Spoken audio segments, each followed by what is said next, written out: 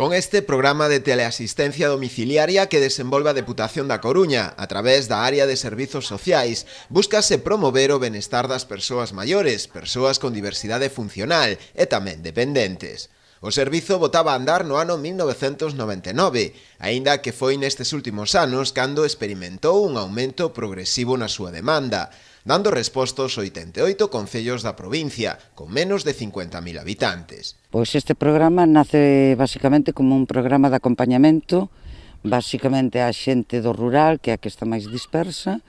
Nace no ano 99 e créase pola Diputación, neste caso pola Diputación da Coruña, máis o propio inserso da Xunta, e acompaña a Federación de Municipios.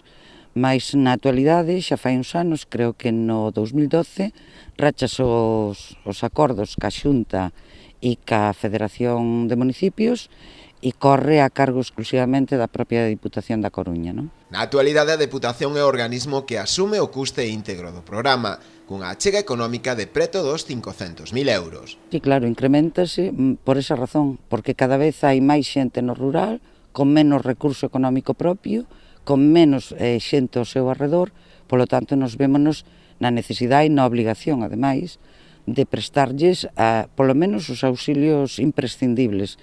Eu sempre digo que a axuda no fogar non é só o acompañamento sanitario ante unha emerxencia.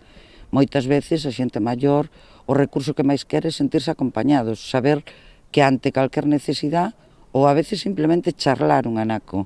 Teñen ese servicio aí. E é certo que, as técnicas que o cubren tamén son excelentes persoas, preparadas tamén para este tipo de recurso.